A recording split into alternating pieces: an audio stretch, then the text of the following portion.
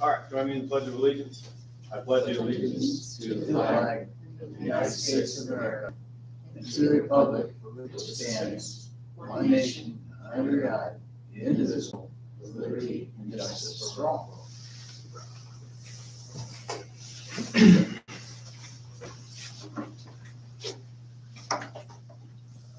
Approval of the November 17th meeting minutes.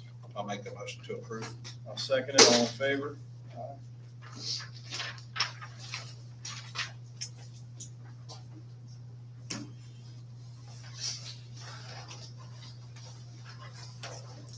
Approval of claims.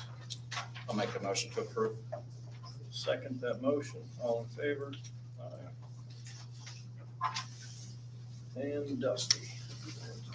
So Bridge 16, we had to do a redesign on. We're still waiting on the engineer to submit that new redesign. We have the truck ready for possible snow tonight. Crew has finished line striping on Turtle Creek and Little Homby and started on North Branch. And depending on the weather, we may not make it back to North Branch unless we get a change in temperature. I think that's about all I got. We're probably gonna go in around 4 in the morning, snow. That was the only question I had. I thought I heard you say that. Yeah, The last time I looked, it looks like that about when it's gonna hammer and then yeah. taper off. Maybe around 9 in the morning. Yeah, it looks like about 1 to 5 for our heaviest snow. A lot of good comments that I've received on Antioch and Turtle Creek. And if we could, just for another update on an education to the public on how roads are rated and how you make decisions on when to pave or chip and seal. So roads are rated 1 to 10, 10 being the best. Yep. Use my road as example, Turtle Creek Road. It's rated between the 6 and 7. So pretty good. Yep. Okay. That's all I have. Yeah, we have our asset management plan is done for us so that we know what shape our roads are in. And we try to go by it when we're looking to see what we're going to blacktop and chip and seal. That's a state program, right? Yeah, That's all I had. so I guess. You wanna talk about Power Road? I think we'll wait till we get paperwork drawn up on this. Okay. Sometime. All right. Ms. Jackson?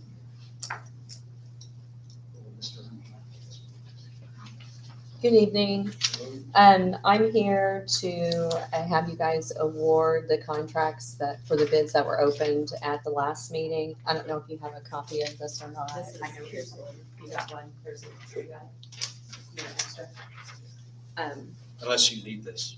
No, I've got one. So we have reviewed the bids, and these are the ones highlighted in yellow that we're proposing that you accept. And then I'll give you an update on the program once we've done that. So Is that Stylen? Is that how we pronounce it's it? Stalen. Stalen? Mhm. Okay, so for 12833 Antioch Road, Stalen Construction will be awarded that bid of $22,460. For 10885 East State Road 156, Stalen Construction will be awarded that bid as well, the bid of $16,950. 11978 Coleman Road, that'll be Jackson Construction, awarded that bid with a bid of $32,080. 10067 Markland Pike will be Stalen Construction, a bid of $22,700. 313 Pike Street will be Jackson Construction, with a bid of $11,300. 211 East Seminary Street will be Jackson Construction with a bid of $13,536. 12263 Arnold Miller will be Jackson Construction, a bid of $13,585. 13099 North Branch Road will be Stalen Construction, a bid of $14,350. 13099 North Branch Road will be Stalen Construction, a bid of $14,350. 13099 North Branch Road will be Stalen Construction, a bid of $14,350. 13099 North Branch Road will be Stalen Construction, a bid of $14,350. 13099 North Branch Road will be Stalen Construction, a bid of $14,350. And 705 West Pike Street will be Jackson Construction with a bid of $9,000. Now, didn't you email us something? There was a caveat to one of those. with them, Yes, and that property. was the 705 West Pike Street. The other contractor wasn't able to get into the property to bid on inside stuff, but the way it stands right now, we're only gonna be able to do the roof and gutters anyway. So I just compared their quotes for the roof and gutters, and Jackson Construction was the lowest at the 9,000. If we end up being able to get in the house, then we would get additional quotes before we move forward with any additional work. Yeah. Okay, I'll make a motion to accept the bids as read. I'll second that motion. All in favor? Thank you. Thank you, ma'am. And then I just want to give you a quick update. So we're assisting a total of 30 houses. We have 11 of them where construction is complete. I think 7 of them have been inspected by our inspector for the state and approved. We've got 5 that are being inspected. So if anything comes back that needs to be like punch list wise, the contractor will be called back to take care of those things. And then we have 9 houses that are waiting on the release of funds. So they're the ones that we just awarded tonight. Now that they've been awarded, we'll submit them to the state to release the money for them. And then 10 are under construction. So we have until the end of February, beginning of March for construction to be completed on these. So we're getting into a crunch time, but I know the contractors have really been trying to hit them hard here lately to get them knocked out. But hopefully the weather will cooperate for us a little bit longer. Maybe not, but if there's a problem, we'll make sure we get it addressed. So, okay. All right. We appreciate it. Thank you. Ryan?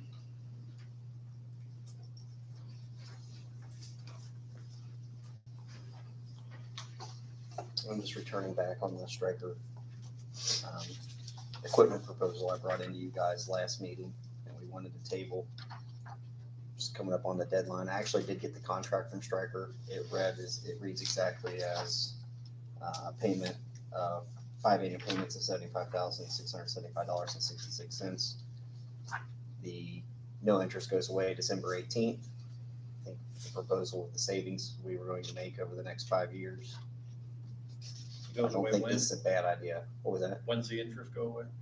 December 18th. December 18th. Contract has to be signed by December 18th.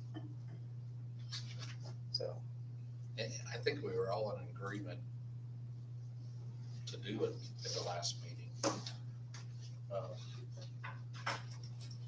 Is that how you remember things? Do you have the contract with you? I did. Did you have a last meeting for them to look at? No, I maybe? just got the contract today. Yeah, you guys haven't viewed the actual Yeah, contract. so we have one more meeting that Yeah, we can pull the trigger. yeah, Okay. Yeah. So I guess if you, Send us that contract. yeah. That's why I looked at my watch, so 15th is our next meeting. It'll need to be sent to We're the gonna have attorney more as well for him to look at. Did you? I haven't forwarded. That's the one, never mind. She's the one that told me she sent it. Yeah, it's the same service contract that we bought the power loads on. It's just another purchase agreement basically for the same term, just with different types of equipment. So I don't think it'll be an issue. All right. See you at the next meeting then on that one? Yeah. All right. Is that? Hello. I actually have a couple things that I wanted to talk to you guys about. The first one was the Catalyst is a different processor for a credit card. We have PayGov right now, and Karen switched hers. She and I were kind of looking at the same time to switch. She went on a different route than I did. I went with the company I wanted to go with is called Catalyst, and they're more geared towards treasurer department type scenario, not so much with the clerk. But I do have, there's 11 on my list that use Catalyst, so they're also work with the state of Indiana, so that's the other reason why I picked them. But I sent the information to contract to the attorney's office, and I think he came back and said everything was fine with that. I just need an okay from you all to do that. The rate is a little bit cheaper than what we're using. They also offer a e-check is what they call it. So it's 65 cents. So when people want to send an e-check, I'm not exactly sure how that works, but instead of paying, our rate right now is 3.2. Excuse me. Yeah, I think that's what it Yeah, is. it's about You know, 3.2, yeah. 3.26. so it's just going to be, if they want to do an e-check, it's just going to be a flat 65 cents. But the new company's gonna be less than a 3.2. Yes, they're like three. Still, it's Yeah, cheaper. it's definitely better than it was. And also too, it's gonna allow different options for taxpayers where if they wanna, you set up your own account, you can go in and kind of make a monthly payment, so it kind of breaks it up for them instead of someone trying to come up with a full payment every, 6 months, so. And they, of course, offer all the other things, Apple Pay and just all that different kind of stuff, so. And, the only down part of it is the 3-year contract that I'll have to kind of keep track of and, That's all they offer is 3-year contract. they said that, they realized that, the treasurer term is 4 years. So, they probably, it's not that big of a deal. They would just have to, have something written. So, but Do you have to pay anyway, for the equipment? no, the equipment's free. And that was the reason why they wanted that commitment scenario. So, So even though she would be committing, it's still not costing the county Yeah. anything? right. Save So- money on the wall. I mean, it's that 3 point whatever, it's coming back to the customer. Yeah, right. But there's a lot of different options that they offer, so, that's the other reason and from my understanding, all the information, you can even the escrow payments come in through that port. They manage all that, so, right now we're having issues with, escrow payment companies making a payment and then the property owner's making a payment and all of a sudden we've got double payments and then, whereas this is gonna keep a little bit better control of it and so I think it's a win situation. Take a little time to get used to it, but I'm not planning on starting it till January and so I just needed an okay from you all. And the second thing I wanted to talk to you all about is, I want to, hold a commissioner sale on some property that we have that has been on the tax sale for many years. That's not going anywhere. Educate me on how does that work? So, I was looking at those different properties that were listed. Let's say fake numbers.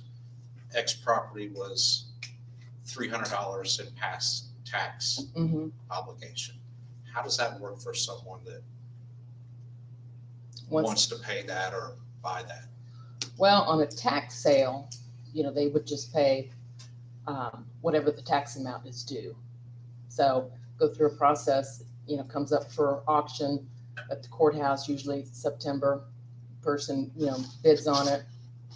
Most of the time, there's just a couple pieces of property that you got somebody that's bidding against it that raises the price. But more or less, if nobody wants it, it just sits there. So, and I've got a list, 15 properties that we have that one property that I have here, we've never received payment. We haven't received payment since 2012, any tax payment since 2012.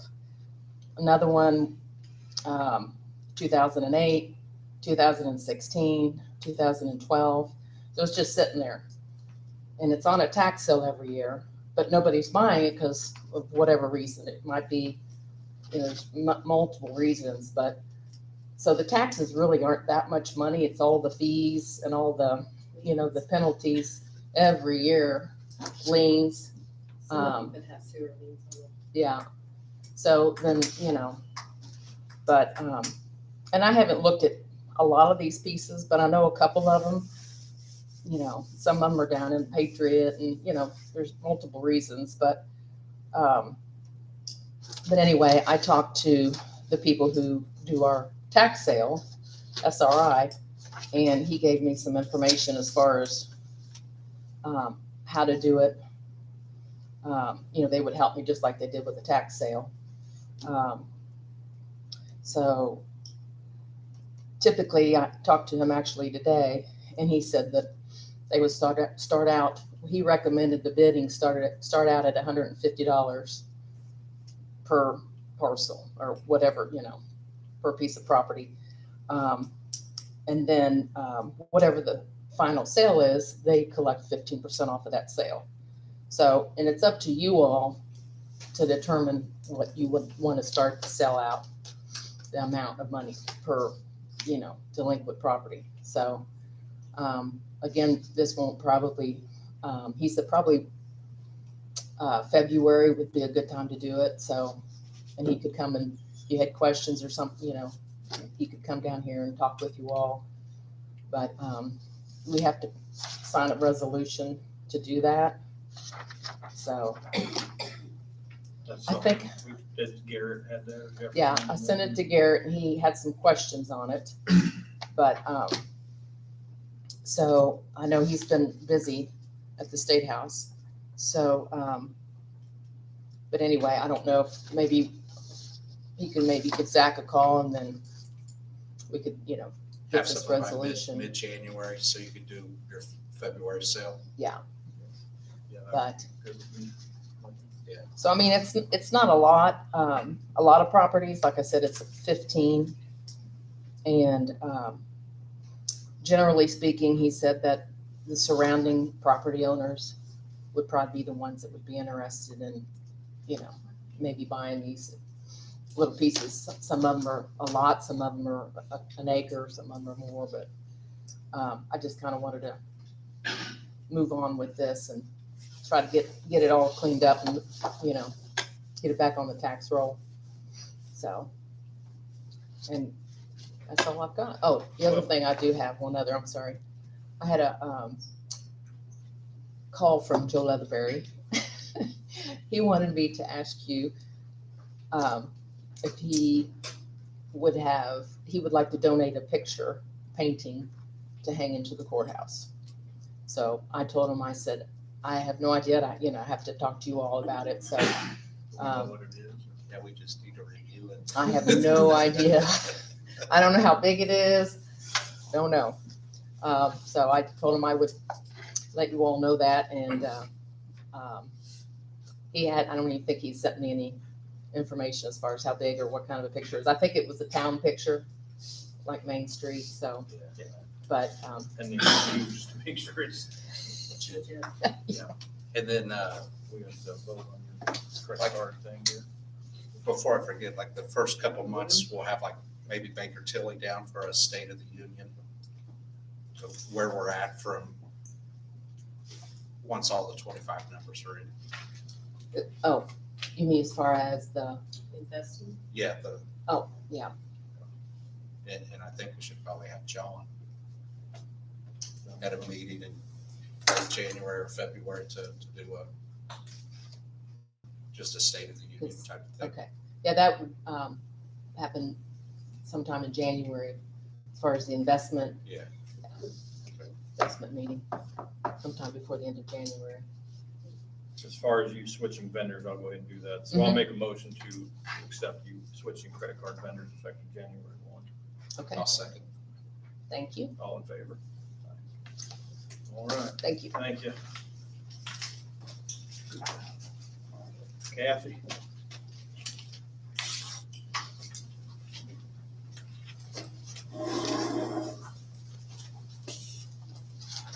Do you have copies of the septic permit fee changes? Yes. Okay, that's where we'll start. We got that one. Back again, this time it's to increase the septic permits fee and it's under the same Indiana Code 162127. And we have it outlined what we have as far as now is the new septic permit being 100, repair permit 75, holding tank 200. What we're proposing is a new septic permit at 275, repair permit at 200, and holding tank at 275. A little background history on this is that the state is writing a new ordinance for 2026. And that new ordinance is going to require more septic site visits. It's going to require more documentation and also review planning at more of the stages. So we went through and backward and forward, and we feel like these new prices are going to be the prices that we need to charge so that we're not in the hole.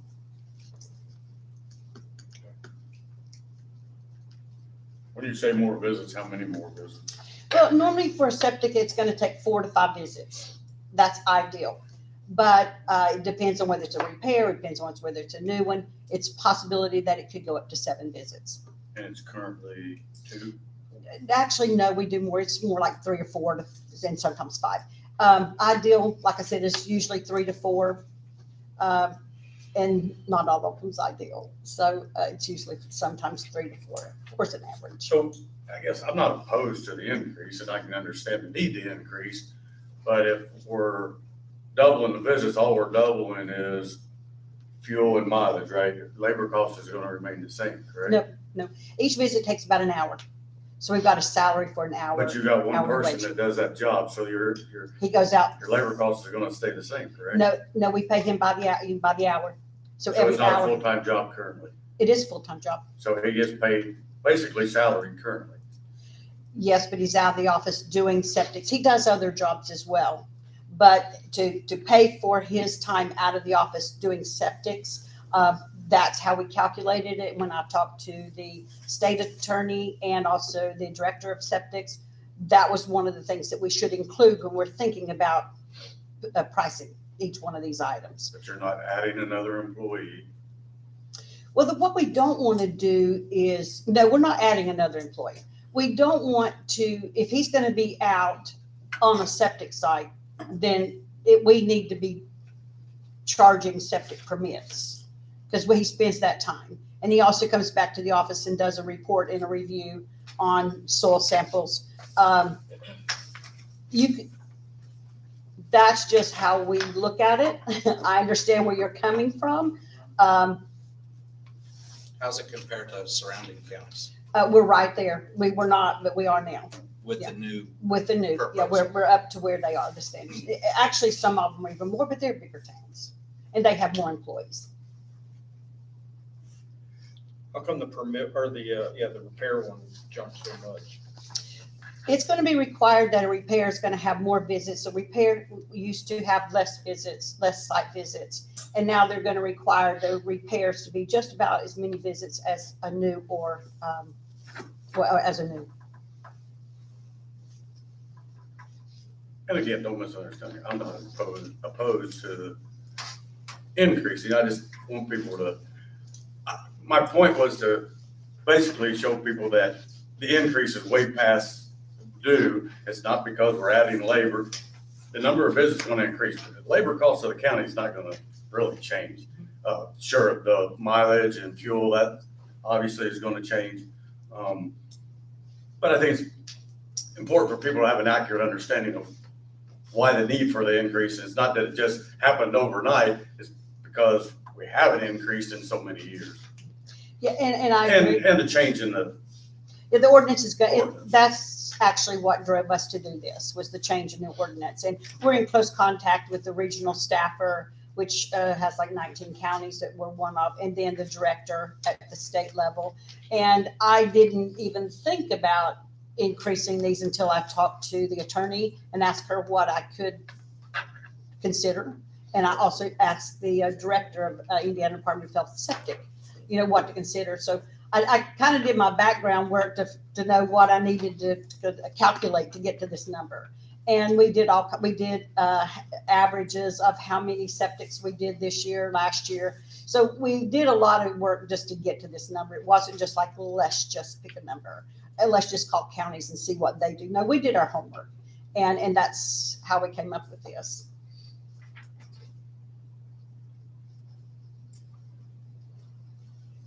I'll make a motion to approve the changes for I'll septic permits in 2025, moving into 2026. I'll second the motion. All in favor?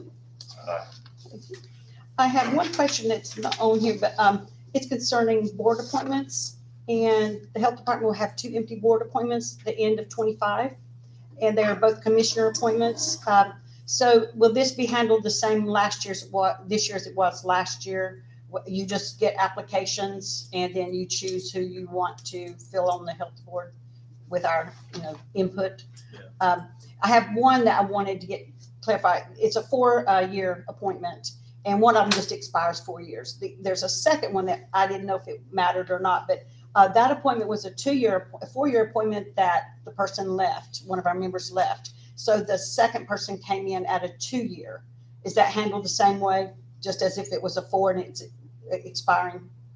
Okay. Yeah, because the backfill was just for that remainder. For the remainder. For the remainder of the time. I just wanted to make sure that the protocol was still the same before we move forward. So we'll probably be bringing those to you the next meeting so that you can. Or they can. We have to advertise them, right? Yeah, I've got them advertised, but I mean, they No, can same. bring them, they can bring them to my office, or if they got, The applications. yeah. Okay. And I think that's what we did last year, and then that way you can pass them on. Are those party affiliated? Yes, That's yes, what I thought. they are. Has to be a balanced one. Two Republicans. Yeah. And the last thing we have is the Indiana Department of Health is keeping us busy. We have a new food ordinance that we're asking you to adopt that we sent to you. And just wanted to know if you have any questions about that. Reading through it. We had John at the Health Department to go over it, and we also he sent it to your county attorney too, so. He sent it to Garrett. And they, Gary looked through it. yes, Okay.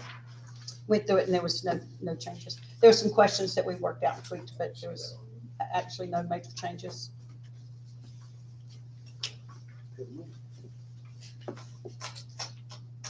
That's Gary. We have to. So is this what we talked about last week, or this is different? No, what we talked about last week was the fee Just the increase, fees? just the fees. This is the ordinance that the local level has to adopt. The state wrote this, and they send it down to locals, and the locals have the opportunity to go through it and make changes, but basically there were very few changes that we needed to make. So we just have to do one reading of the ordinance, correct? Yes. And then make the motion. If it's unanimous, I believe it only requires one reading. Or it may only require one period. I don't know. I believe so. Can these not be posted for the public to see before I'm just curious. There's no, that I'm aware of, there's no Indiana code that requires them to be posted. But what I'm saying is he's potentially getting ready to read a 10-page document. You know what I mean? Sure.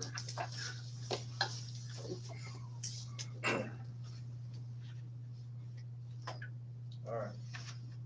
Let's get to it. All right, this would be ordinance 12-1-25-14. This focus is 11 pages, so it's gonna be a minute. The purpose of this ordinance is to safeguard public health and assure that food provided to consumers is safe, unadulterated, and honestly presented. It establishes definitions, sets standards for management and personnel, food operations and equipment and facilities, and provides for retail food establishment and/or bed and breakfast establishment plan reviews, permits, inspections, and employee restrictions. This ordinance provides definitions for clarity and consistency, requires construction and/or alteration plans, requires a permit and payment of permit fees for the operation of bed and breakfast establishment and/or retail food establishment, prohibits sale of adulterated, unwholesome, or misbranded food, regulates inspection of such establishments, provides for compliance and the enforcement of the ordinance, provides penalties for violations of said ordinance, and incorporates by reference Indiana codes 164131, 1642-1, 1642.2, 1642.5, 1642.5.2, and Indiana Department of Health Rules, 410 Indiana Administrative Code, 715.5, 410 IAC 726, 410 IAC 721.47, 410 IAC 722, and 410 IAC 723. The Switzerland County Health Department is hereby authorized to issue bed and breakfast establishments and/or retail food establishment permits, collect permit fees and penalties, perform inspections, hold hearings, order otherwise compel correction of violations of this ordinance, and is otherwise authorized to perform all actions necessary for the administration and enforcement of this ordinance. Be it ordained by the Board of Commissioners, Switzerland County, State of Indiana, that bed and breakfast establishments as defined by 715.5 means the operator occupied residence. 1, provides sleeping accommodations to the public for a fee. 2, has no more than 14 guest rooms. 3, provides breakfast to its guests as part of the fee. And 4, provides sleeping accommodations for no more than 30 consecutive days to a particular guest. Conflicts of interest derived from 68 IAC 91-1 B2 means a situation in which the private financial interest of Switzerland County official, Switzerland County's official spouse, ex-spouse, siblings, in-laws, children, and/or emancipated child may influence the Switzerland County officials' judgment in the performance of the public duty. Note, the Switzerland County officials should follow the code of ethics if a code of ethics was established of Switzerland County officials. Health Department means the local health department of Switzerland County or authorized representative having jurisdiction over a bed and breakfast establishment and/or retail food establishment. Hazard analysis, critical control point plan means a written document that delineates the former procedures for following the hazard analysis, critical control point principles developed by the National Advisory Committee of Microbiological Criteria for Foods. Health officer means the person appointed as specified in Indiana Code 1622-16 or his or her authorized representative as specified in Indiana Code 1621-14, who may conduct inspections and make final decisions on the enforcement action. A hearing officer means an individual or panel of individuals acting in the capacity of the hearing officer in the appeals process. The hearing officer is not the health officer or any employee of the Switzerland County Health Department. Example of hearing officer could be Switzerland County Health Board, a subcommittee of Switzerland County Health Board, a subcommittee of health professionals from the community or non-biased third party appointed by Health Board. Imminent health hazard means a significant threat or danger to the health that is considered to exist when there is evidence sufficient to show that the product, practice, circumstances, or event creates a situation that requires immediate correction of operation to prevent injury or illness based on the number of potential injuries and illnesses of the nature, severity, and duration of the anticipated injury or illnesses. Example, sewage backing up in food preparation area or contaminated food products within toxic materials. Inspection report means the document prepared by the Switzerland County Health Department is completed as a result of the inspection and provided to the operator. Mobile food establishment means a food establishment that is wheeled on skids, mounted on a vehicle, mounted on a marine vessel, or otherwise readily movable, such as a push cart or trailer. Official means any official of Switzerland County, Indiana. Operator means the person who has primary oversight responsibility for the operation of the establishment through ownership, lease, contractual agreement, or who is responsible for the storage, preparation, display, transportation of serving food to the public. Order derived from Indiana Code 421.5-1.9 means Switzerland County Health Department action in particular applicability that determines the legal rights, duties, privileges, immunities, or other legal interests of no more than one specific person. The term includes a permit. Permit means the document issued by Switzerland County Health Department that authorizes a person to operate a bed and breakfast establishment, retail food establishment, mobile food establishment, and/or temporary food establishment. Person means an association, corporation, individual partnership, or other legal entity, government, or government subdivision or agency. Retail food establishment means any building, room, basement, or vehicle of transport that does the following. 1, stores, prepares, packages, repackages, serves, or vends food directly from the consumer or otherwise provides food for human consumption, such as a restaurant. B, catering operation if the operation provides food directly to the consumer. C, conveyance used to transport people. D, a market including but not limited to grocery store, convenience store, micro market, vending machine, or vending location. E, mobile food or mobile retail food establishment. F, an institution and a satellite or catered feeding location such as hospice services, healthcare facilities, healthcare facility defined under a different IC code, child care facility operated under IC 1213.5, a housing service facility operating under IC 1210.15, correctional facility or an educational facility or food bank. 2, it relinquishes possession of the food to the consumer directly or indirectly through delivery service such as home delivery of grocery orders or restaurant takeout orders, delivery service provided by common carriers. The term includes the following: an element of the retail food establishment such as transportation vehicle operated by a food employee, central preparation facility that supplies vending location, mobile retail food establishment, or satellite feeding location unless vending or feeding location is separately permitted by the regulatory authority, or an outdoor food operation. 2, an operation that is conducted in a mobile, stationary, temporary, permanent, indoor, or outdoor facility or location where consumption is on or off the permits regardless of whether there is a charge for the food. C, the term does not include the following: an establishment that offers only prepackaged foods that are not TCS, a person who offers only whole uncut produce, food processing plant, bed and breakfast establishment under Indiana Code 1641.31 and 410 IAC 715.5, a private home, whether or not it receives catered or home delivered food, a dwelling where food is prepared on the premises by the occupants, free of charge for their consumption or their consumption by their guests. 7, a gathering of individuals at a venue of an organization that is organized for educational purposes in a non-public educational setting for religious purposes if the individuals separately or jointly provide or prepare free of charge and consume their own food, or that others attending and gathering is for the purpose of the organization, including funerals, wedding receptions, christenings, bar mitzvahs, baptisms, communions, or other events or celebrations sponsored by the organization. 8, a vehicle used to transport food solely for distribution to the needy, either free of charge or for a nominal donation. B, deliver the food described in Indiana Code 1642.5.3, a vehicle not operated by a food employee that is used to deliver non-TCS food, deliver TCS food directly from the retail food establishment into the possession of control of the consumer within 2 hours of the time the food leaves temperature control.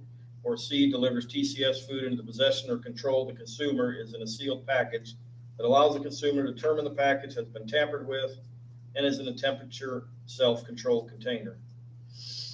A private gathering of individuals who separately or jointly provide or prepare and consume their own food that is others attending the gatherings, regardless of whether the gathering is held on public or private property, except for food prepared by for-profit entity, a venue of the sale of the food prepared organization that is organized for religious purposes, educational purposes in a non-public educational setting that is exempt from taxation under Section 501 of the Internal Revenue Code.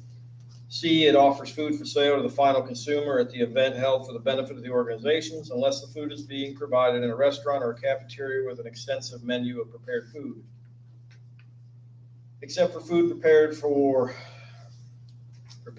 by a for-profit entity, the Indiana nonprofit organization is organized for civic, fraternal, veterans, or charitable purposes, is exempt from taxation under Section 501 Internal Revenue Code, or offers food for sale to the final consumer at the event for the benefit of the organization if the events conducted by the organization take place not more than 15 days in a calendar year. 13, a person that is home-based vendor or individual vendor that sells food products meets the requirement of Indiana Code 1642.5.3, or is B, the holder of the farm winery permit under Indiana Code 7.1312.5, or the brewer's permit under Indiana Code 7.1327, Section 5. The requirements of Indiana Code 1642.530 are met. Temporary food establishment means a retail establishment that operates in conjunction with a single event or celebration for a period of not more than 14 consecutive days. time temperature control for safety of food, TCS, as defined Indiana Code 351.7. Plan review. The owner or the authorized agent of the existing and proposed bed and breakfast establishment and/or retail food establishment shall submit to the Switzerland County Health Department properly prepared plans and specifications for the review and approval before the construction of the bed and breakfast establishment and retail food establishment, the conversion of the the existing structure for the use breakfast establishment or food establishment, the remodeling of the bed and breakfast establishment or retail food establishment, or a change of type of bed or breakfast establishment or retail food establishment. The Switzerland County Health Department determines that the plan and specifications are necessary to ensure compliance with this section. The plans and specifications for a bed and breakfast establishment and/or retail food establishment shall include the type of operation, type of food preparation, as specified in the public version of 410 IAC 7-26 and the menu. The plans and specifications shall be deemed satisfactory and approved by the Switzerland County Health Department before a permit is issued. A pre-operational inspection shows the bed and breakfast establishment and/or retail food establishment is built or remodeled in accordance with the approved plans and specifications, and the establishment is in compliance with the ordinance 410 IAC 7-26 and/or 410 IAC 715.5. Section C, permits. General, it is unlawful for a person to operate a bed and breakfast establishment or retail food establishment in Switzerland County without first obtaining a valid permit from the health officer. The valid permit must be posted in conspicuous location in the bed and breakfast establishment and/or retail food establishment. Only persons who comply with the applicable requirements of 410 IAC 715.5 and/or IAC 410 7-26 will be entitled to obtain and keep a permit. A separate permit shall be required for each bed and breakfast establishment and/or retail food establishment operated by any person.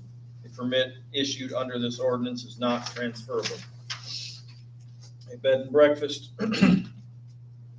establishment permitted by Switzerland County Health Department shall be considered registered as required in IC 1642-1-6, permit period. Bed and breakfast establishment and/or retail food establishment shall be issued for a term beginning January 1 and before commencement of operation and expiring December 31st of the same year, and shall be applied for by the person and/or operator annually. A permit for temporary food establishment shall be the term of one continuous operation. Permit content. Any permit issued by the health officer shall contain the name and address of the person and the owner to whom the permit is granted, the location of the establishment for which the permit is issued, the issuance expiration date, and other such pertinent data as may be required by Switzerland County Health Officer. An application. A person desiring to operate a bed and breakfast establishment or retail food establishment shall submit to the Switzerland County Health Department a written application for a permit on a form provided by the Switzerland County Health Department. Content of the application shall include the name, mailing address, telephone number, and original signature of the person and operator applying for the permit, and the name and the mailing address and the location of the bed and breakfast establishment and/or retail food establishment. Information specifying whether the bed and breakfast establishment and/or retail food establishment is owned by an association, corporation, individual, partnership, or other legal entity. Statement specifying whether the bed and breakfast establishment or retail food establishment, if not permitted, is mobile and/or temporary, and if the operator includes one or more of the following: prepares, offers for sale, or serves TCS food only to order consumer requests in advance in quantities based on projected consumer demand, and discards food that is not sold or served at an approved frequency, or using time rather than temperature as a public health control as specified under 410 IAC 726. Prepares acidified foods as defined in 410 IAC 721-3. Prepares TCS food in advance using a food preparation method that involves two or more steps, which may include combining TCS ingredients, cooking, cooling, reheating, hot or cold holdings, freezing or thawing. Preparing food specified under 3B2 of the section for delivery to and consumption at a location off the premises of the bed and breakfast establishment and/or retail food establishment where it is prepared. Food is specified under 3B2 of this section to serve service to a highly susceptible population as defined in 410 IAC 7-26. Prepares only food that is non-TCS or does not prepare but offers for sale only prepackaged food that is non-TCS. The name, title, address, telephone number of the operator directly responsible for the bed and breakfast establishment and/or retail food establishment. My voice. The name, title, address, and telephone number of the person who functions as an immediate supervisor of the person specified under subdivision 4 of this section, such as the zone, district, or regional supervisor. The names, titles, and addresses of the person comprising the legal ownership and specified under subdivision 2 of this section, including the owners and operators and the local resident agent if one is required based on the type of legal ownership. A statement signed by the application that attests to the accuracy of the information provided in the application and affirms that the applicant will comply with this ordinance and allow the Switzerland County Health Department access to the bed and breakfast establishment and/or retail food establishment, and records as specified in 410 IAC 715.5, 410 IAC 7-26. Other information required by the Switzerland County Health Department is qualification. To qualify for a permit, an applicant must be the owner operator of the bed and breakfast establishment or retail food establishment, comply with the requirements of this ordinance, agree to allow access to the bed and breakfast establishment or retail food establishment and provide required information, pay the applicable permit fee at the time the application is submitted. Change of ownership, Switzerland County Health Department may renew a permit for an existing bed and breakfast establishment and/or retail food establishment, or may issue a permit to the new owner of the existing bed and breakfast / retail food establishment after a properly completed application is submitted, reviewed, and approved. The fees are paid, and the inspection shows that the establishment is in compliance with this ordinance. Responsibility of the operator.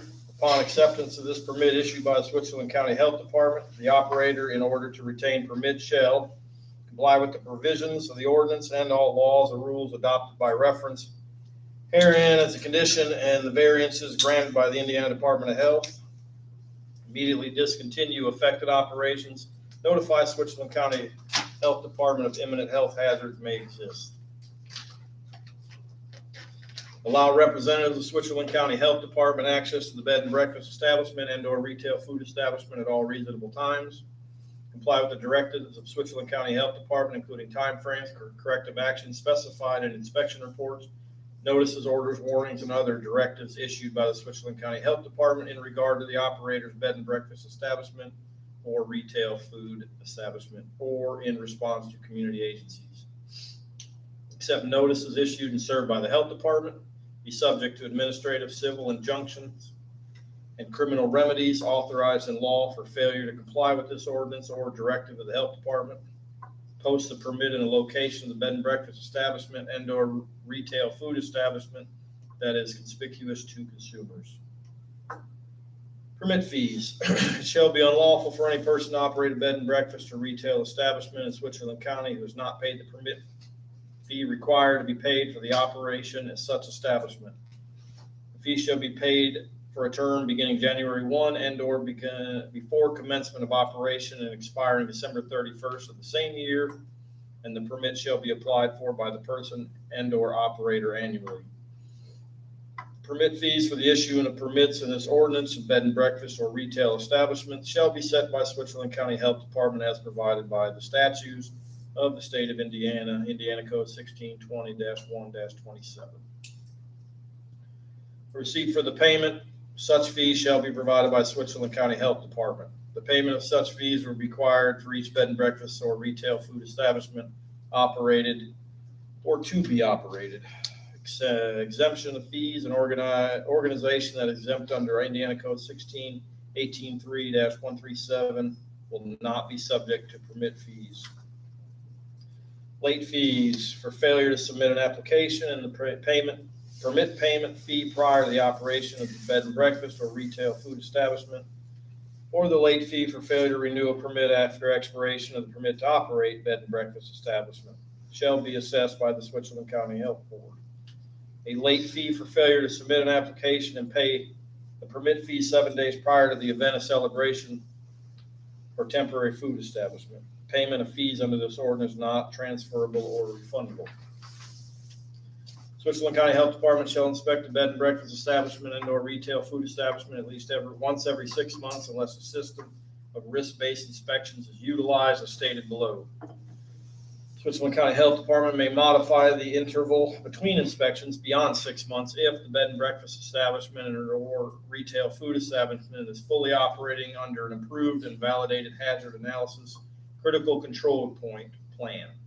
The bed and breakfast establishment and/or food establishment is assigned a less frequent inspection frequency based on the written risk-based inspection schedule that is being uniformly applied throughout the jurisdiction, and at least once every 6 months, the establishment is contacted by telephone or other means by the regulatory authority to ensure that the established manager and the nature of food operations are not changed, or the establishment's operation involves only coffee service and other unpackaged or prepackaged food that is non-TCS food, such as carbonated beverages and snack food such as chips, nuts, popcorn, and pretzels. Switzerland County Health Department should contact the operator to determine the nature of the food operation is not changed. Temporary food establishment. Switzerland County Health Department shall periodically inspect through its permit period a temporary food establishment that prepares, sells, or serves unpackaged TCS food, and may inspect a temporary food establishment that prepares, sells, or serves unpackaged non-TCS food that has improvised rather than permanent facilities or equipment for accomplishing functions such as hand washing, food preparation or protection, food temperature control, ware washing, providing drink water, waste retention and disposal, and insect and rodent control, or has food employees that have not demonstrated knowledge per 410 IAC 726 of food operations. Performance of risk-based inspections with the parameters specified in the above inspection section of this ordinance. Switzerland County Health Department shall prioritize and conduct more frequent inspections based upon its assessment of a bed and breakfast or retail food establishment's history of compliance with this ordinance and the bed and breakfast establishment or retail food establishment's potential as a vector of foodborne illnesses by evaluating past performance for numerous or repeat violations that require a plan, past performance for complaints investigated and found to be valid, the hazards associated with particular foods that are prepared, stored, or served, type of operation, including the methods and extent of food storage, preparation, and service, the number of people served, whether the population served is highly susceptible to population as defined by Indiana law, access allowed at a reasonable time after due notices. After the Switzerland County Health Department presents official credentials and provides notice of the purpose of and the intent to conduct an inspection, the establishment or retail food establishment is in compliance with this ordinance by allowing access to the establishment, allowing inspection, and providing information and records specified in this ordinance. Switzerland County Health Department is entitled to the information and records according to Indiana Code 1642-113 and IC Code 1642-523 during the bed and breakfast establishment and/or retail establishment hours of operation and other reasonable times. Access is a condition of the acceptance and retention of a retail food establishment permit to operate. If access is denied, an order issued by the appropriate authority allowing access may be obtained according to law. Inspection reports. At the conclusion of inspection, Switzerland County Health Department shall provide a copy of the completed inspection report and a notice to correct violations to the operator or the person in charge as required under Indiana Code 1620-8. Timely corrections of priority or priority foundation items, except to specify the next paragraph. An owner-operator shall, at the time of inspection, correct a violation of the priority P or priority foundation PF item of 410 IAC 715.5, 410 IAC 7-26, and or 410 IAC 722, and implements corrective actions for HACCP plan provision that is not in compliance with its critical limit. Considering the nature of the potential hazard involved and the complexity of the corrective action needed, the Switzerland County Health Department may agree or to specify a longer time frame not to exceed 72 hours after the inspection for a priority item, or 15 calendar days after the inspection for priority foundation item, plan deviations of the owner operator to correct the violations. After receiving notification that an operator has corrected a priority or priority foundation item violation or plan deviation, or at the end of the specified period of time, Switzerland County Health Department shall verify correction violation, document the information on the inspection report, and enter the report in the Health Department's records. Refusal to sign acknowledgement of receipt will not affect the operator's obligation to correct the violation as noted in the inspection within the time frame specified.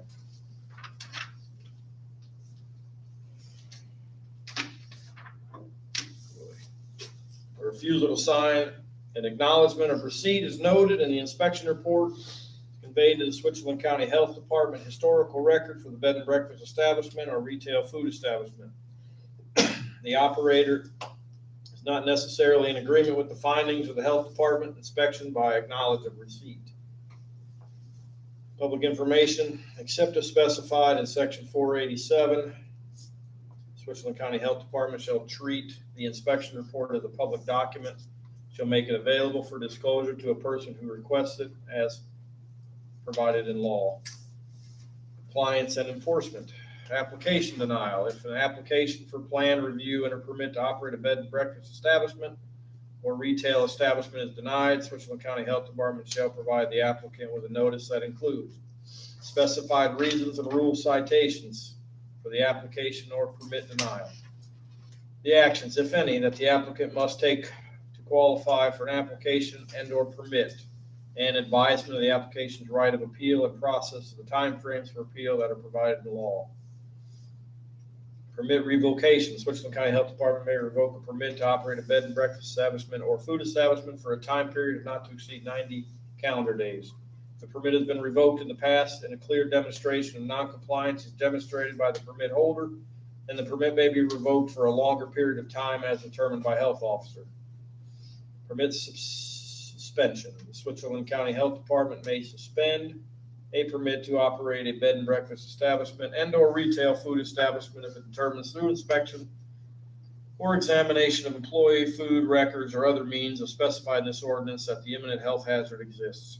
Initial suspension shall not exceed 30 calendar days. The permit then may be suspended for a longer period of time as determined by a health officer. Ceasing operation and contacting the Switzerland County Health Department.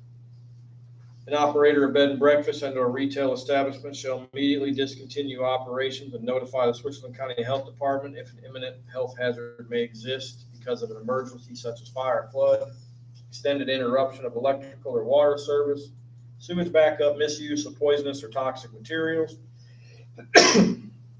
onset of the apparent foodborne illness outbreak, gross insanitary occurrence or conditions, or other circumstances that may endanger public health.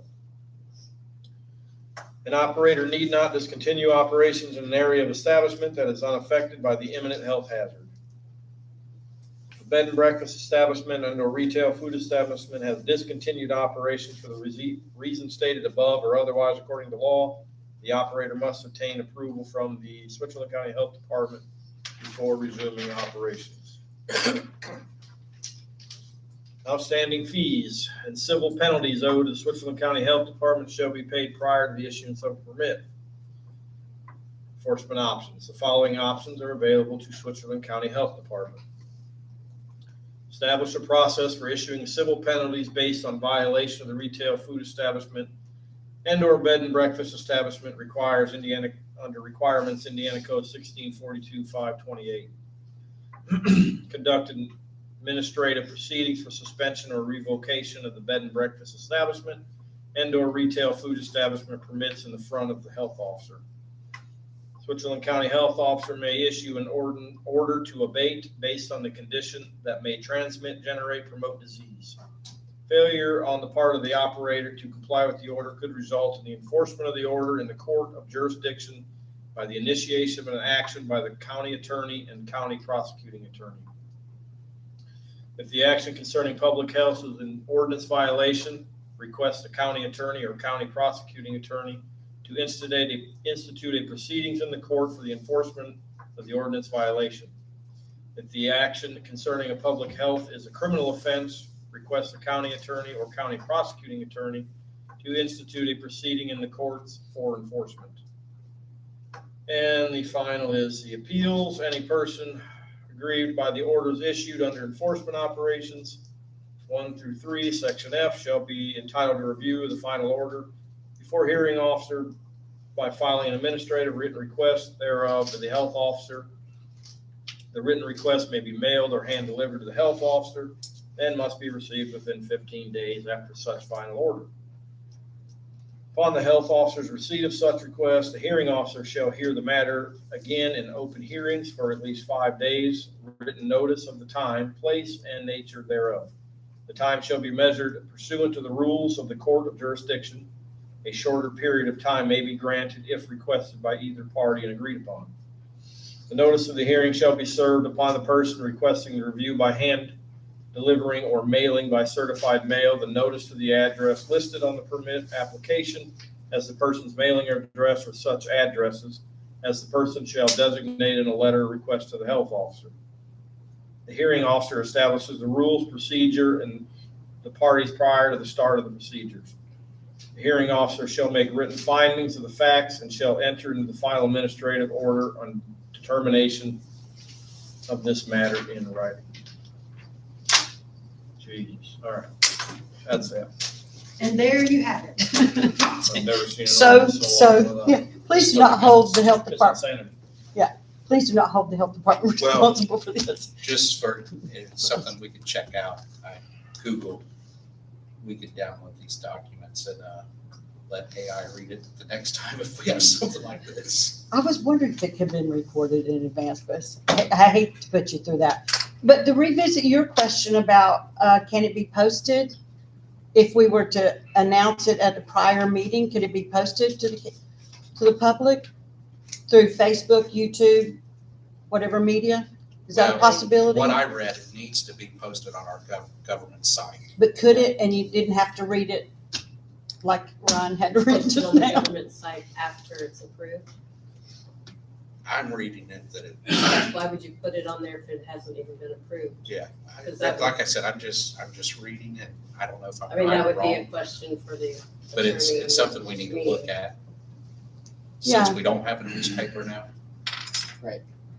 Yeah, I'll look into that.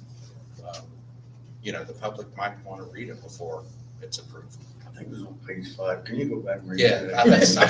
I was gonna ask. that paragraph myself. If anybody had any questions, but I'm not gonna do that. Sorry, Ryan. I Nope, appreciate you we getting can- through that. Very good bedtime story. Yeah. Yeah, such We're not leisure, gonna do that. leisure reading. I'll make a motion to approve ordinance number 12-1-15-14. 25-14. I'll second that motion. All in favor? Aye. Thank you very much. Appreciate it. That was pretty good though, Jamie, remembering all that after, that number after all that. Listening. G2 contract. You reviewed it, you didn't have any issues with it, so. And that's one that I've questioned a lot in a public meeting because I didn't know where our money was going. We had a video call last Friday. It was educational. Lance and I participated. Talking with the neighboring county, they have a weekly call every Friday.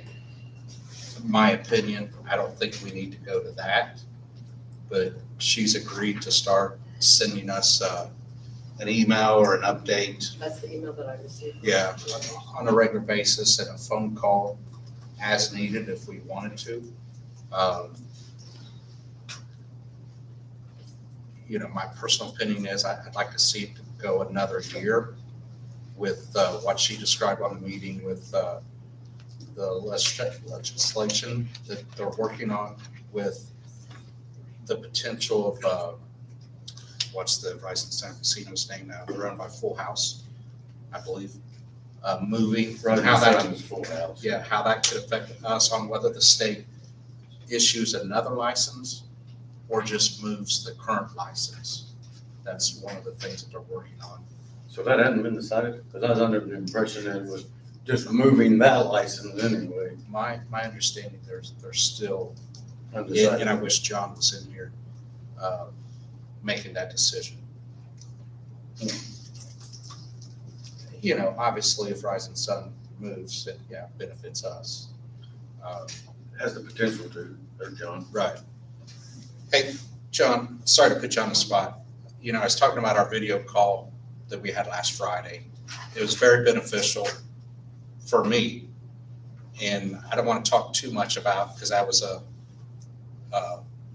private meeting. Sure. But she's agreed to a weekly or every other week, a bi-weekly call, and an update via email, you know, on a regular basis. And she talked about a couple of things that's being worked on in the state with the potential of the Rising Sun license. Right, You know, right. moving. So I don't know how much I can expand. Well, and I think, I mean, I don't think it's any secret. I mean, Jamie's pretty familiar with what kind of has gone on prior to that, where we've kind of been proactively trying to get the way that money is distributed changed. So, I mean, that's all still out there too. But Joe had made a comment that it was undecided whether the license would transfer or they would issue a separate license. I was under the impression all along that the license for the Rising Sun Casino was transferring as opposed to a new license or additional license being issued. Well, I That's think not part of the decided challenge yet. is because they've pretty much got to write a new law to make it happen anyway, that, you know, it might be semantics to some extent. I mean, they're either one or the other. I think the bigger question is going to be, are they going to allow the same operator to move with the casino, or are they going to put it out for bid? So regardless of what the decision is, I guess it could impact Switzerland County differently. Let me restate, regardless of the decision of issuing a new or transferring the current, that casino would still not be in operations either way. Yeah, if they either went through the process to transfer that license, or just in the other case, I guess they would be forfeiting that license. I mean, either way, that would close that property. Okay. That would be my only concern is if it was a new license, but yet that property still. Well, now, I mean, remained that's in not operation. impossible that they would just add one. That's not been the General Assembly we've dealt with over the last 20 years. That they'll make up any reason under the sun to say that they didn't expand gambling. You know, when they did the slots at the racetracks and the sports wagering, there was always some reason why that wasn't an expansion. And they're still, some of them are still pretty protective of that.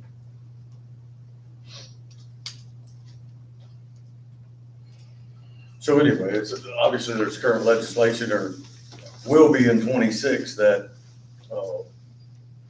Could affect we us. probably need a lobbyist Yeah, representation for, I guess, what I'm hearing. yeah. And again, I've questioned a lot, but I think it's, you know, I ask, hey, can you come by on a quarterly basis and, you know, update us in a meeting of, you know, what can be discussed in a public meeting. You know, my recommendation is to go one more year with that contract.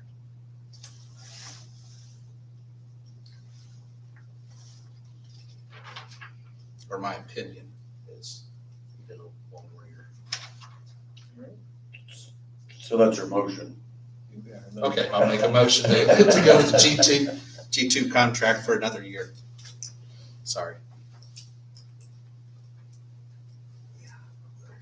I'll second for point of discussion. I mean, I know we've already had discussion.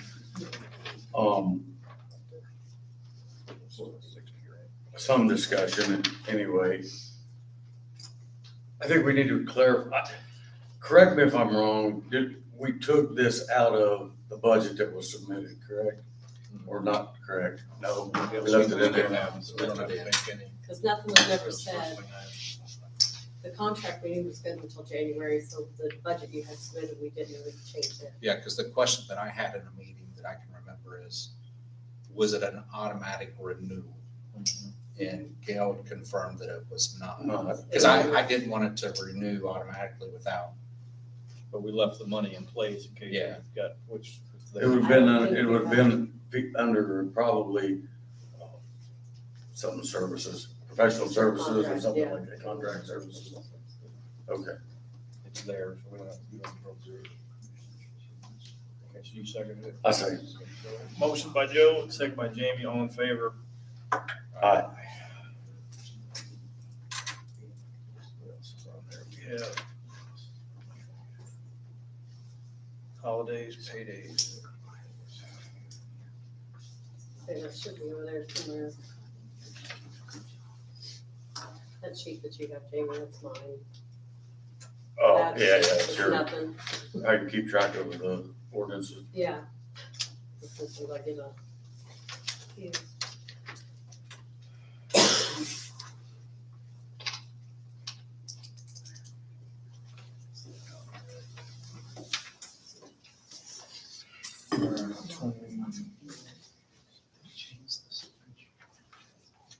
Twenty 2026 commissioner meetings,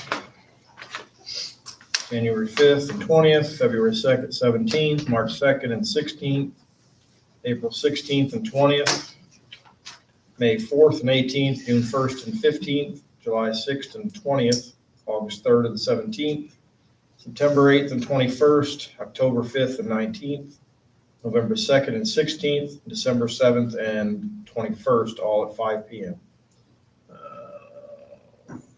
Couple Tuesdays because of Monday holidays. Yeah.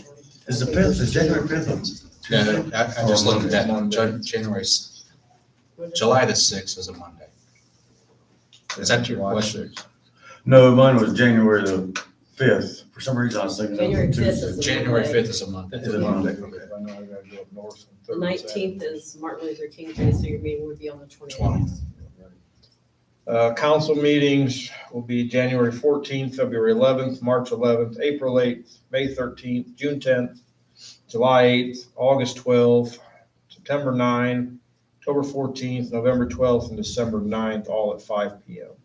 They are all Wednesday except for the November 12th, which will be a Thursday. So that's it for meetings. I'll make a motion to approve. I'll second.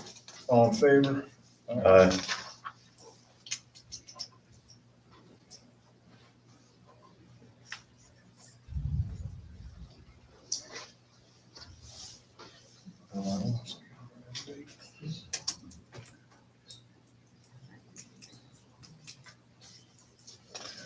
Uh, 2026 holidays.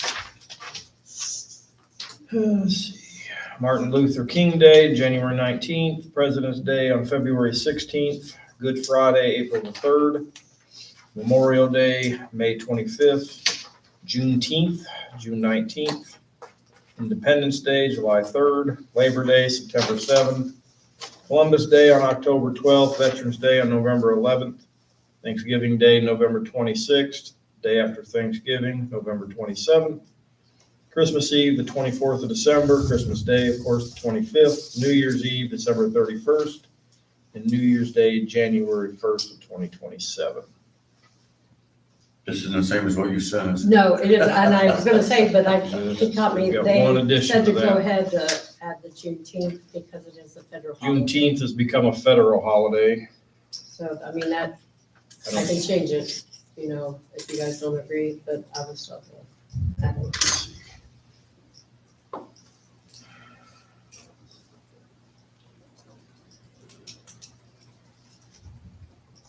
I think that's federally celebrated.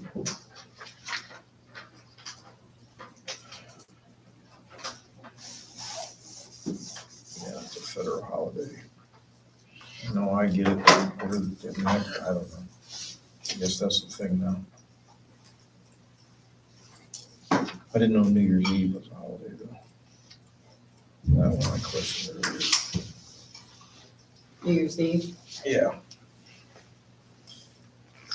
I don't know, I don't think it's a federal holiday. No, sure, you know it's federal, but it's here, I guess. I guess my opinion is I think 14 paid holidays is generous. I don't see the need to add a 15th if we want to make a one, if you want to add Juneteenth and get rid of one of the others, I have no opposition to that whatsoever. But my opinion is 14, I think already 14 paid holidays is fairly generous. I would, The Juneteenth, it is a federal holiday, so no post office, no bank, and it is on a Friday this year, so. my opinion would I be mean- to follow the federal guidelines. I don't know New Year's Eve Yeah. is necessarily a holiday. You Um, get off work, you have your party. I think the Federal Reserve is closed on New Year's Eve, isn't it? I know the banks are on. Yeah, New Year's Eve is on a federal. But there's I don't nothing that know. says we have to observe federal holidays. No, don't. it Keeps it specifically says, I'm just stating that the banks and post office. You know, all the area businesses, the businesses across the road, they're open on the 31st. I don't think New Year's Eve is,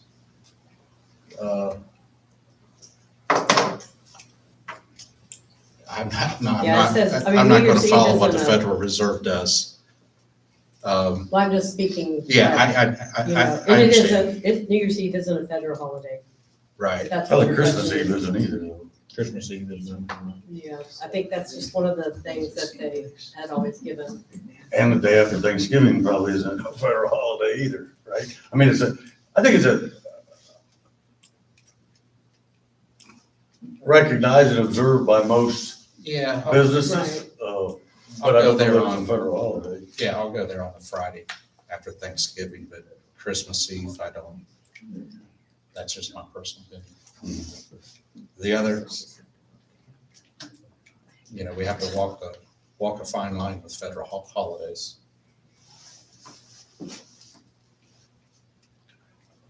What do you mean walk a fine line? You know, well, we're governmental offices, I think we should observe what they do. We're local government, not federal. Yeah.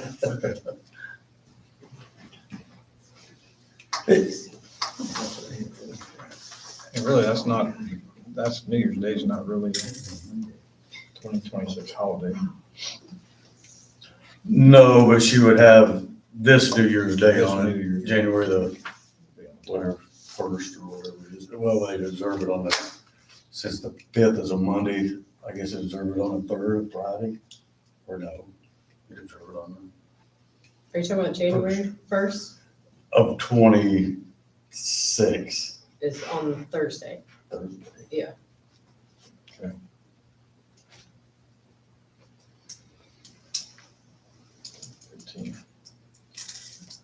But, I mean, it's up to you guys. I'll make a motion to eliminate New Year's Eve and add Juneteenth as a federal holiday to the county's holiday list. I'll second that. What was it again? Eliminate New Year's Eve and add Juneteenth? and add Juneteenth. Okay, so do you want me to Summer do a new holiday. one before you sign off on that? Do what? Just scratch Yeah. it out. We'll just scratch it I out don't and sign it. if we Okay. agree. So we've got two, all in favor of that? Hi.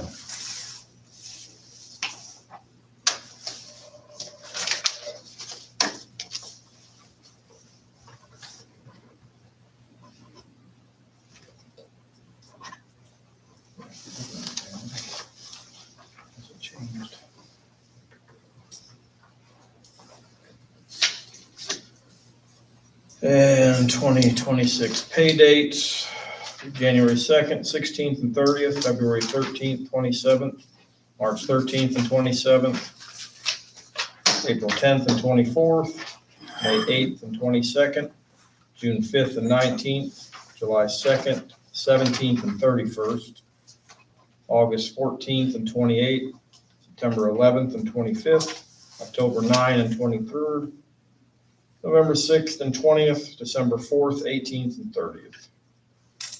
Okay, since you're approving Juneteenth, then the payday would be June 18th. And then if your New Year's Eve would be the 31st instead of the 30th on December. So it'd be the Because we would 31st. have to get paid the Thursday before and then the Thursday before Kim. 18th of June, yeah, 19.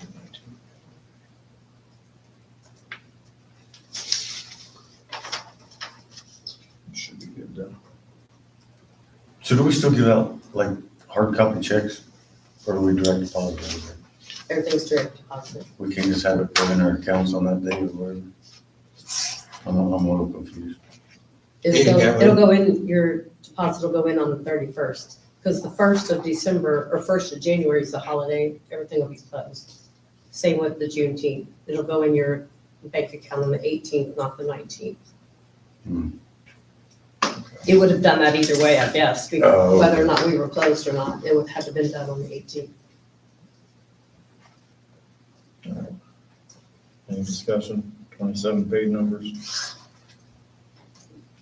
I'll make a motion to approve the 26 pay days with the corrections as noted.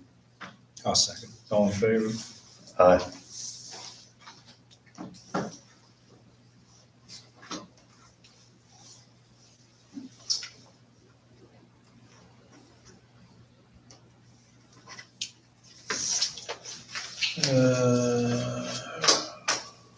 Snow removal bid. It's kind of important. And Just got one. just one. Shouldn't be hard there. There's only one in here, we closed a couple in there.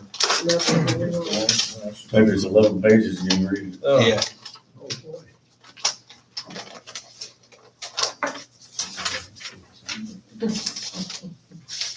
All right, so the bid is from Bavard Construction, Glenn Bavard. Snow plow per hour, 150, shovel per hour, 25. Salt application is 25, salt per pound is 50 cents. County buildings would be courthouse, tech, educational building, medical building, sheriff's office, jail, and Switzerland County Emergency Response Building.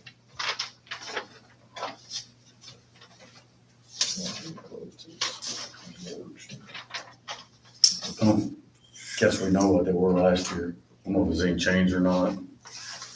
I have no I idea. didn't bring it with me.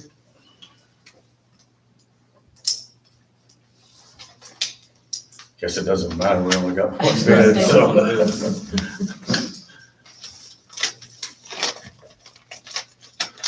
Well, I'll make a motion to accept Bavard Construction as our snow removal for 2026.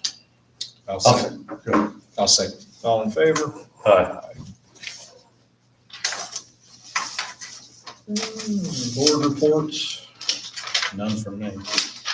I am going to attend, starting tomorrow, I'm leaving for Indy.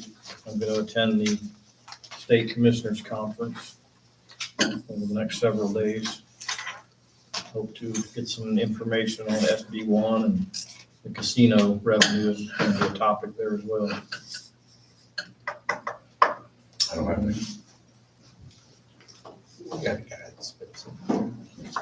Well, I was just gonna say, maybe you get a reading job. Yeah, I could read at the library. Anything else from out here? All right. I'll make a, I have this bill. I sent it to you guys. That's it in. It's the last and it all. the last, that's the final one, right? Everything's done, everything's working, except for the reading, the return reading, they're working on it right now. You guys, everything's working good, except for we're not getting how much water return we're getting. It's a electrical problem, but he said he's gonna turn it in for the first year. And that'll be done before we pay the final bill? That's what I think. you need. The final bill is $81,977.50. Well, yeah, let's get that done before. You probably ought to get, Yeah. wait till the next meeting before you do that. Yeah. Let's Okay. wait and see. 2 weeks from now, make sure he's fixed all that he said he's gonna fix. So my next question is, usually the commissioners have a final meeting, an extra one in December. If there's any bills like this one that need to be approved. Do you guys have a specific date or anything? Or do you want to just wait until play it by ear after the 15th? Well, let's see what the 15th 'Cause- brings. And then if we need to, we can do Okay, the 29th Right. if necessary. okay. Yes. Okay, that's all I have. Okay. I'll make a motion to adjourn. I'll say. All in favor? Aye.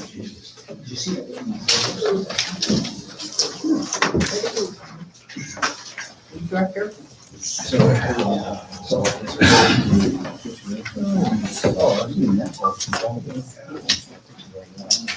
There's some speculation. Right. I want to give him a close up. Name